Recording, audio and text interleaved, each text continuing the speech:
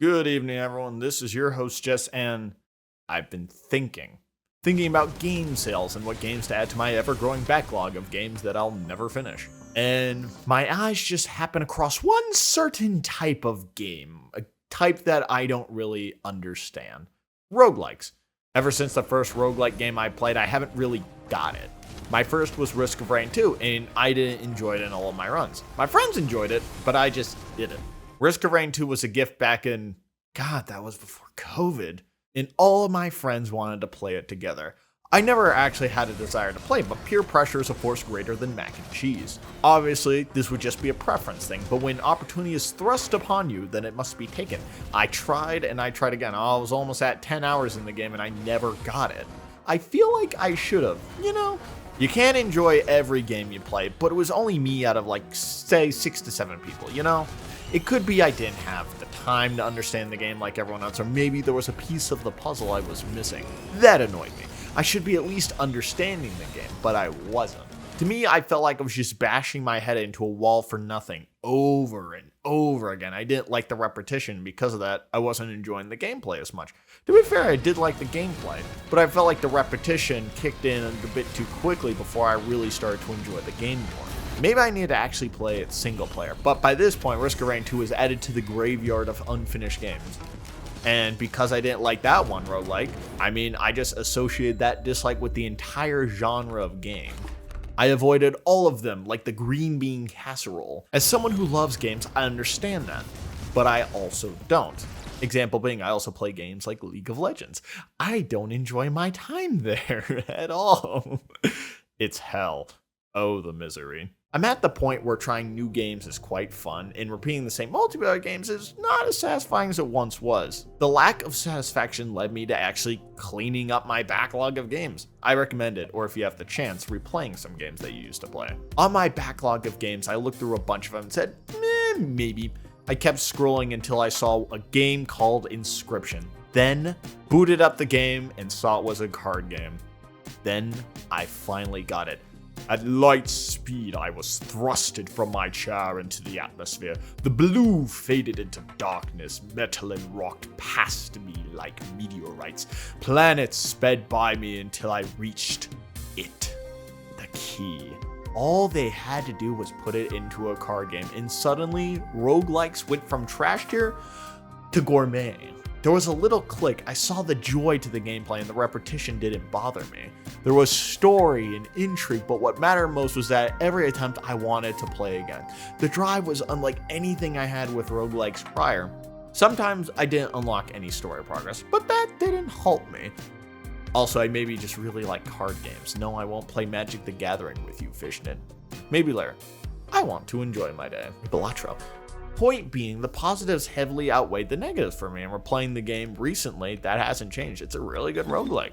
I consider this to be my first ever roguelike. I know I played Risk of Rain 2, but I know I never really understood what I was doing or playing. I was thrown into a fire that I could never know how to survive in, and I was burned. Though I shall say the most important part of this is that I didn't want to be thrown into the fire. I never wanted to really play Risk of Rain 2 when I was younger. Without a doubt, that played into my feelings about the game. This time, I jumped into the fire and I enjoyed the burn. I gave roguelikes a chance and I was pleasantly surprised. I didn't think I would end up enjoying Inscription as much as I did. Suddenly, my mind was open to the possibilities. My mind danced around in a space like a dancer at a masquerade ball. After that, I played Buckshot Roulette, and God, that was addicting. It was so simple, yet there was another layer of strategy to it. I wanted to shoot again and again and gamble with my life for money. After that, I tried Darkest Dungeon, and after a small little learning curve, I started to enjoy the game more. The learning curve was actually reading what the abilities do. That really helped out. The combat was about executing how to as quickly and efficiently eliminate your foes, and I loved the strategy to it. There are a few minor elements that bug me, but overall I was really enjoying roguelikes. Except Binding of Isaac. I think I probably need to spend more time in it, but I don't think this is the one for me. I haven't really seen the beauty in the chaos. That being said, strategic roguelikes are enjoyable for me, but where does that leave me? It leaves me back at the start. I am at the end and the beginning, the alpha and the omega, the risk and the reign, the 1 and the 2. I'm gonna attempt Risk of Rain 2 again. Is there beauty in the chaos?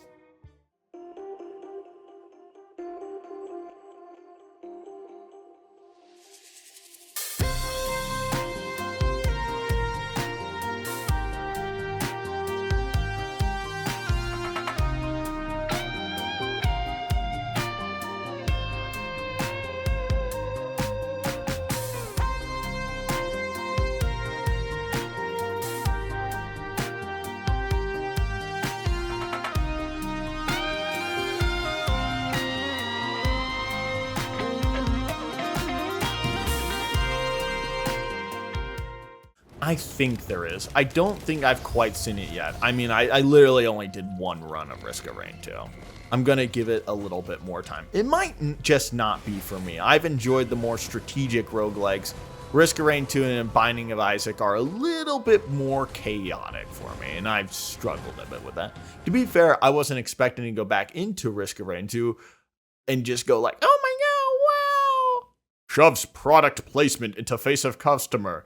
This is so epic, oh my god, wow, woo, yeah, baby!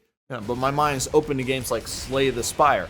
Also, it just happens to have cards in it. You know, I think that's just a requirement. It needs cards. But I think the most important part here is my mind is still open to roguelikes. I'm no longer shutting out an entire genre because I didn't really, well, enjoy it as much. It just took a little bit of time and trying a different game, and suddenly I start to see it, you know? It just depends.